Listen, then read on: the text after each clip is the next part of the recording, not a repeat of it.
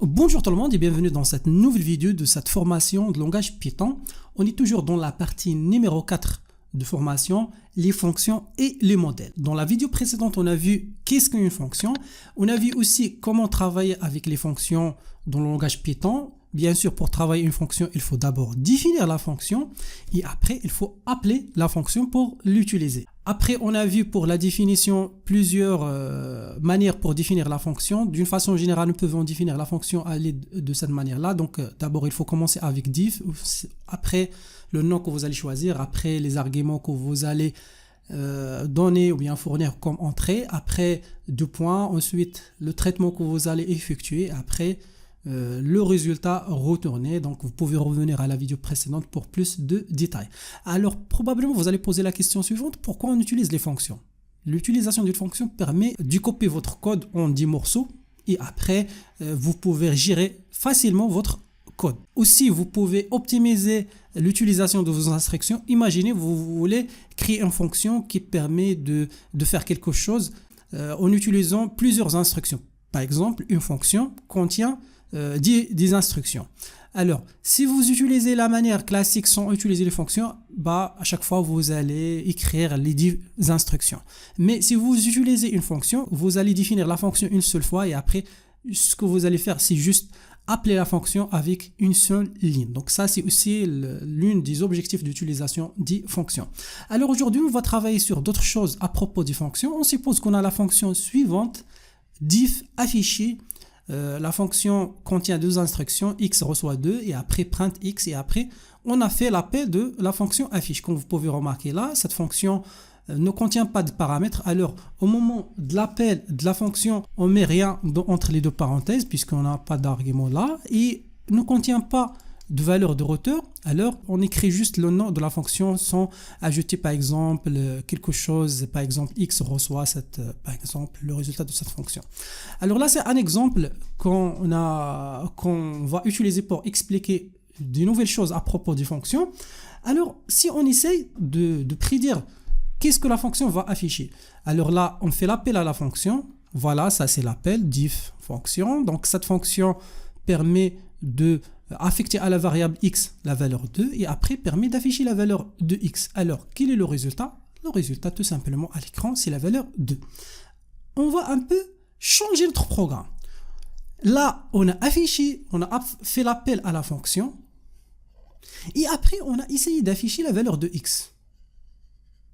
Alors toujours la fonction, lorsqu'on fait appel à la fonction, il va afficher 2. Quel est le résultat qui sera affiché à l'écran après cette instruction? Probablement vous allez dire x, on a x là, alors la valeur c'est 2. Mais la réalité c'est une erreur.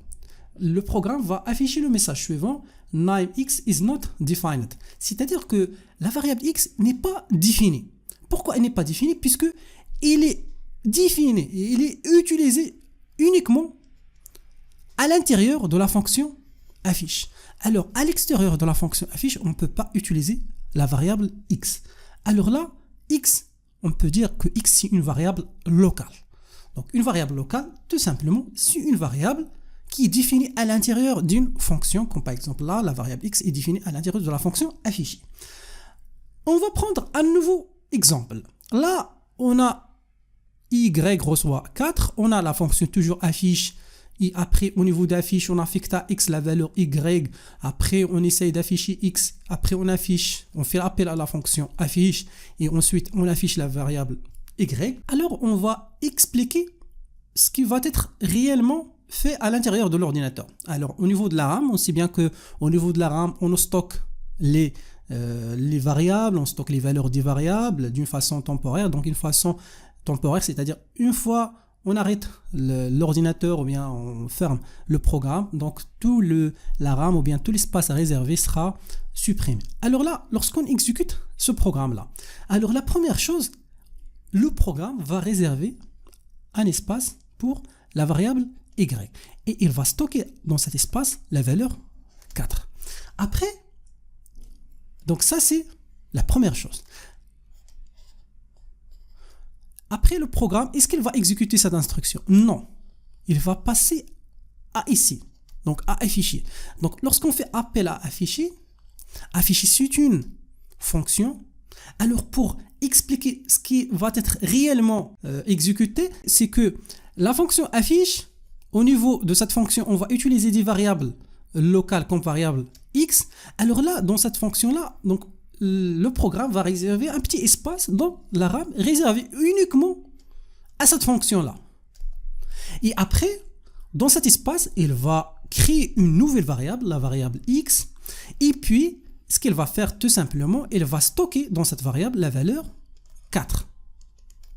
Ok, puisque au niveau de ce programme, la variable y, elle existe déjà dans la RAM de l'ordinateur. Alors là, nous aurons bien sûr la valeur 4 pour la variable x. Donc on est là. Mais réellement, donc ce qu'on a fait jusqu'à maintenant, on a exécuté cette instruction, on a passé à cette instruction fait appel à cette fonction. Alors, dans cette instruction, jusqu'à maintenant, on a exécuté cette ligne. La ligne suivante, printx, permet tout simplement d'afficher à l'écran la valeur de x. Et une fois la fonction se termine, alors ce qu'il va faire, le programme réellement, il va supprimer l'espace réservé à cette variable-là. Alors, nous n'aurons pas les variables locales de la fonction affichée. Donc, tout ça sera supprimé. Et après le programme, donc maintenant, on a exécuté cette ligne, qui fait l'exécution de cette fonction-là. Et puis, le programme, tout simplement, va passer à l'instruction suivante, print y. Et cette fonction permet tout simplement d'afficher la valeur de y. Alors là, y, c'est quoi en fait y? Y, dans ce cas-là, c'est une variable globale. Qu'est-ce que ça veut dire une variable globale? Il est défini en dehors de la fonction affichée ou bien en dehors de toutes les fonctions. Donc, une variable définie en dehors de toutes les fonctions, on peut considérer cette variable comme une variable globale. Donc, jusqu'à maintenant, on a vu la différence entre une variable globale et une variable locale. On va travailler sur un nouveau exemple. On a là y grosso à 4, la définition de la fonction affichée, et après on va essayer d'afficher la valeur de y. Toujours au niveau de la RAM, on va essayer de prédire quel est le résultat. Alors là, pour y, donc cette instruction-là permet de réserver un espace et de stocker dans cet espace la valeur 4. Cet espace-là, c'est l'espace de y. Au niveau de la fonction, on passe directement ici, puisque ça c'est une fonction, juste la définition. Donc pour utiliser cette fonction, et bien sûr, il faut l'appeler. Donc ça c'est l'appel de la fonction. La fonction affiche permet d'appeler cette fonction-là. Alors là, au niveau de cette fonction-là, comme j'ai déjà expliqué, le programme va réserver un petit espace là. Réservé uniquement à l'exécution de cette fonction. Alors dans cet espace, vous pouvez remarquer qu'il y a y. Il y a ici y. Probablement vous allez dire, oh, ok, donc y, on a 2y, alors le programme va passer ici, il va stocker la valeur 8 là. Mais la réalité c'est une autre chose. La réalité c'est que le programme va créer une nouvelle variable dans cet espace là qui possède aussi le même nom que cette variable y, mais au niveau d'utilisation de la fonction affiche, il va juste utiliser cette fonction là, juste utiliser cette variable là. Il ne va pas utiliser cette variable là. Et là, donc nous pouvons stocker 8 là sans aucun problème. Le programme va stocker 8 là. Et puis l'instruction suivante, print y, permet de faire quoi? Il va permettre d'afficher la valeur de ce y, de cette variable locale. Même on a une autre variable qui porte le même nom au niveau comme une variable globale de la fonction. Mais au niveau du Python, il fonctionne de cette manière-là. Alors là, au niveau de l'affichage, tout simplement, le programme va afficher 8. Toujours, on est là. Ok, donc on a exécuté cette ligne qui permet de faire ça. On a passé directement là, donc cette fonction qui permet de faire cela. Et puis, donc au niveau de là, dans la définition de la fonction, on a déclaré une nouvelle variable, même si elle est du même nom, donc, mais le programme va créer une nouvelle variable dans cet espace-là, il va stocker 8, et puis au niveau de l'affichage, le programme va afficher, ou bien au niveau de la fonction affiche, va afficher la valeur locale de y, c'est-à-dire la valeur 8. Maintenant, on va passer à cette ligne. Alors, quel est le résultat? Le résultat, tout simplement, c'est que cet espace-là sera supprimé l'espace qu'on a vu tout à l'heure, sera supprimé une fois la fonction est exécutée. Et maintenant, lorsqu'on affiche y, tout simplement, le programme va afficher la valeur de y globale, c'est-à-dire la valeur 4. Alors là, quelle est la règle? La règle que la variable globale y est accessible en lecture seulement à l'intérieur d'une fonction affiche. Alors là, si vous pouvez utiliser la variable y, vous pouvez juste l'utiliser comme lecture. C'est par exemple x reçoit y. Là, c'est acceptable, le programme va utiliser cette valeur-là. Mais si vous essayez de créer une variable, le programme va écraser ou bien va ignorer dans un premier temps cette variable-là. Il va utiliser une autre variable qui porte le même nom, c'est la variable y, et il va utiliser une autre valeur et qui va être utilisée juste à l'intérieur de cet espace ou bien dans cette implémentation. Maintenant, j'espère que vous avez bien compris les variables globales, les variables locales et les deux cas de variables globales. Maintenant, vous allez poser la question suivante. Comment je peux, à l'aide ou bien à l'intérieur de cette fonction, la fonction affichée, contrôler? C'est pas juste lire, mais aussi modifier la valeur y. Ou bien d'une façon générale, travailler avec la valeur globale de y, pas la valeur locale. Alors là, Python vous donne une option, ou bien une chose très importante, c'est d'utiliser le mot-clé global y. Donc avant d'utiliser la valeur, ou bien la variable y, il faut faire appel à cette ligne-là, global y. Quel est l'impact de ça? Alors là, le programme, bien sûr, va réserver, donc ça, cette ligne-là, il va réserver un espace, il va stocker dans cet espace 4. Après, on va passer là, dans cette ligne-là, affiche permet d'appeler cette fonction-là. Au niveau de cette fonction-là, on a déjà le mot-clé global, alors le programme va comprendre que vous êtes en train d'utiliser la variable globale y. Et automatiquement, ce qu'elle va faire, bien sûr, elle va créer un petit espace, mais dans cet espace, le programme ne va pas créer une nouvelle variable. Il va juste utiliser la variable globale y puisque vous avez utilisé ce mot clé. Et par la suite, lorsque vous essayez de faire ça, donc d'affecter à y la valeur 8, pas tout simplement, la valeur de 4 sera changée avec la valeur 8. Et après, lorsque vous essayez d'afficher la valeur y, vous allez afficher bien sûr 8. Et lorsqu'on termine l'exécution de cette fonction, donc cette variable-là, ou bien cet espace-là sera supprimé. Et lorsqu'on passe à cette ligne-là, print y, on affiche la valeur y. Alors oui, vous pouvez à l'intérieur d'une fonction contrôler une variable globale, mais en utilisant le mot-clé global. Donc global permet d'indiquer à Python qu'on souhaite bien modifier le contenu de la variable globale y. Alors là, c'était l'objectif de cette vidéo, c'est de comprendre quelle est la différence entre variable globale et variable locale et aussi comment utiliser le mot global. Pour la définition d'une variable globale, donc les variables définies à l'intérieur d'une fonction sont appelées des variables locales et ne peuvent être utilisées qu'à l'intérieur de cette fonction qu'il a définie. Pour les variables globales, ce sont des variables, donc les variables définies en dehors de toute fonction sont appelées variables globales, en dehors de toutes les fonctions. Ces variables sont accessibles en lecture et en modification en dehors de toutes les fonctions. Alors, en dehors de la fonction, vous pouvez modifier la variable, vous pouvez lire la variable, le contenu de la variable, mais par contre, il est accessible en lecture seulement à l'intérieur des fonctions. Par exemple, vous voulez avoir la valeur de y, vous utilisez à l'intérieur de la fonction la valeur, ou bien une nouvelle variable x, alors là, vous pouvez, par exemple, affecter à x la valeur y. Alors là, vous pouvez récupérer, c'est-à-dire lire la valeur de y. Mais vous ne pouvez pas modifier la valeur de y. Pour modifier la valeur de y, dans ce cas-là, ou dans l'exemple qu'on a vu, il faut utiliser le mot-clé global.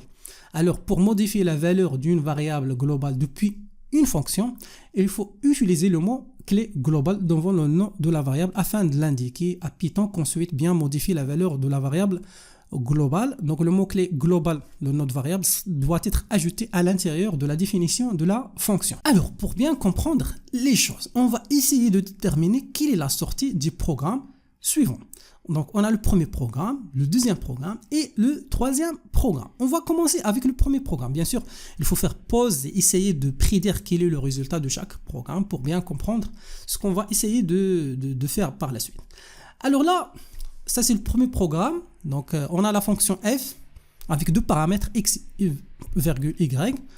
On a global a égale 45, x, virgule, y reçoit y, virgule, x, ainsi de suite. Alors, on va essayer d'exécuter ce programme, ligne après ligne. Alors, la première ligne qui sera exécutée, c'est cette ligne-là. Pourquoi? Puisque Python, toujours, lorsqu'il trouve la définition d'une fonction, il fait quoi? Tout simplement, il ignore l'exécution de cette fonction. Il va exécuter cette fonction dans un seul cas, c'est le cas où on fait l'appel à la fonction. Alors là, comme vous pouvez remarquer avec Python, c'est un langage très simple, vous pouvez faire dans la même ligne plusieurs affectations. Alors cette valeur-là, 3, passera à A, cette valeur passera à B, ainsi de suite. Alors après l'exécution de cette ligne, au niveau de la RAM, la valeur de A c'est 3, la valeur de B c'est 15, la valeur de X c'est 3 et la valeur de Y c'est 4. Maintenant, on passe à la ligne suivante. Lorsqu'on exécute cette ligne, tout simplement, le programme va appeler cette fonction, la fonction f. Alors, au niveau de la fonction f, il contient deux paramètres, le paramètre x et le paramètre y. Alors, au niveau de cette fonction-là, le programme, comme j'ai déjà expliqué, va réserver un espace temporaire juste pour stocker les variables locales de cette fonction. Et au niveau de cette fonction, on a utilisé deux variables x et y. Même, on a déjà deux variables globales x et y, mais x et y, dans ce cas-là, seront considérées des variables locales. Alors, au niveau de la RAM, il y aura deux espaces au niveau de la fonction f. Cet espace-là sera réservé à la variable x qui contient la valeur 9. Donc 9 pour la première variable. Et pour la deuxième variable y, c'est 81. Ensuite, on passe à la ligne suivante, global A. Global A, c'est-à-dire qu'on fait des modifications à l'intérieur de la fonction f concernant la variable A. Cette modification sera appliquée sur la variable globale A, c'est-à-dire cette variable-là. Maintenant, on passe à la ligne suivante. A reçoit 45. Tout simplement, le programme, ce qu'il va faire, il va changer 3 par 45. On va imaginer, si on supprime cette ligne, qu'est-ce qu'il va faire le programme? Tout simplement, il va aller ici, il va créer une variable A et il va stocker dans sa variable 45. J'espère que vous avez bien compris le rôle de global. Maintenant, on passe à la ligne suivante. Donc, après l'exécution, bien sûr, de cette ligne, la valeur globale de A sera changée, c'est 45. Dans la ligne suivante, c'est l'affectation de deux variables dans la même ligne. Donc, la variable x reçoit la valeur y et la variable y reçoit la valeur x. Donc, là, la valeur de x, normalement, c'est la valeur y. Donc, cette valeur-là passera ici.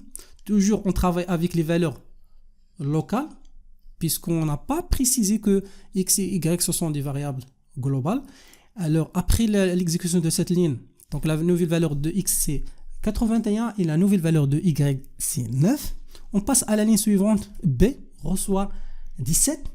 Ici, B, on n'a pas mentionné que B est une variable globale. Alors, Python va considérer cette variable comme une variable locale et il va créer dans l'espace réservé à la fonction f un petit espace pour stocker la valeur de B, c'est-à-dire la valeur 17. Ensuite, la ligne suivante permet d'afficher à l'écran les valeurs de A, B, X, Y. Alors, quelle est la valeur de A? On va voir là, A, c'est une variable globale. Alors, Python va afficher cette valeur-là. B, est-ce que B est une variable globale ici? Non. Alors, Python va juste afficher cette valeur-là, 17. Après X, c'est 81, Y, c'est 9. Maintenant, on est arrivé à la fin de cette fonction. On passe à la ligne suivante. Donc, tout simplement, Python va supprimer cet espace. Maintenant, on peut travailler juste avec les valeurs globales de A, B, X et Y. Donc, quelle est la valeur de A? C'est 45. La valeur de B, c'est 15, la valeur de x c'est 3 et la valeur de y c'est 4. Donc ça c'est le résultat de le premier programme. Maintenant on passe au deuxième programme. Donc ça c'est un programme qui contient plusieurs lignes. Donc on commence. Alors avec la ligne numéro 1, au niveau de la RAM, tout simplement, le programme va réserver un petit espace AA et il va stocker dans cet espace qui est la valeur 1. Maintenant, le programme va ignorer toutes ces lignes-là. Il va passer directement à cette ligne. Donc cette ligne-là permet juste d'afficher la valeur A. Donc à l'écran, vous aurez la valeur 1. Maintenant, le programme va passer à la ligne suivante, diff F. Donc automatiquement, le programme va exécuter cette ligne. Au niveau de cette ligne, donc diff, on affiche la valeur de A. Donc A, là, on affiche, c'est-à-dire la lecture, c'est-à-dire on affiche la valeur de A. Donc tout simplement à l'écran, vous aurez la valeur A. Avant ça, le programme va réserver un petit espace là, mais au niveau de cet espace-là, on n'a pas changé ni déclaré une nouvelle variable. Alors, il sera vide et au niveau de ce espace-là, on va juste afficher cette valeur-là, c'est-à-dire la valeur 1. On passe maintenant à la ligne suivante. Afficher A, toujours c'est 1. Maintenant, on passe à la ligne G. Alors G là, comme l'habitude, le programme va réserver un petit espace pour stocker tout ce qui va être traité dans cette fonction-là. Donc là, comme vous pouvez remarquer, on a utilisé A avec 2. On n'a pas mentionné global. Alors, le programme va faire quoi? Va créer une nouvelle variable A avec la valeur 2, mais à l'intérieur de cette fonction. Et après, on va là afficher la valeur de A. Donc, quel est le résultat? Tout simplement, cette valeur-là. C'est-à-dire 2. Maintenant, on passe à print, l'année suivante. Donc, toujours A, c'est 1. Donc, ça, c'est pas un problème. On passe à la variable ou bien à la fonction H. Au niveau de la fonction H, on a global A, c'est-à-dire maintenant, même si on a de l'espace là à cette fonction, mais toujours on va utiliser la variable global A. Et après, on va affecter à cette variable 3. Alors, cette valeur-là sera changée par 3. Et puis, au niveau de l'affichage, on va afficher quoi à l'écran? On va afficher 3. On passe à la dernière ligne. Au niveau de cette ligne-là, on va afficher le A. Donc, quelle est la valeur de A? C'est aussi la valeur 3. Alors là, c'est le résultat de ce programme. Maintenant, on passe au dernier programme de cette vidéo. C'est le programme numéro 3. On a Z, on a la fonction F, la fonction G et quelques instructions. On commence. Au niveau du programme, toujours, il va exécuter cette ligne puisque ce n'est pas une fonction. Alors, au niveau de la RAM, vous aurez l'espace réservé à Z qui contient la valeur 10. Automatiquement, le programme passe à cette fonction. Si on fait appel à cette fonction fait appel à cette fonction-là, c'est-à-dire F global Z, Z reçoit 3. Alors, au niveau de la RAM, vous aurez un petit espace pour le traitement de cette fonction qui sera supprimé une fois cette fonction est exécutée. Alors là, on a mentionné global Z, c'est-à-dire qu'on va utiliser cette variable-là. Alors là, on va modifier 10 par 3. Et voilà, on passe à la ligne suivante. Là, c'est total, donc une nouvelle variable. Avant de revenir à cette variable, on va exécuter la fonction G.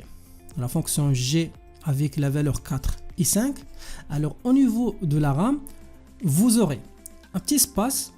La valeur 4, c'est la valeur de X. Et la valeur 5, c'est la valeur de Y. Ici, comme vous pouvez remarquer, on a utilisé global Z. C'est-à-dire, on va essayer juste d'utiliser cette valeur-là. 10. Après, on retourne, donc la fonction retourne quelque chose. Quelle est la valeur retournée? C'est la valeur x plus y plus z. Donc la valeur 3 plus 4 plus 5. C'est combien? C'est 12.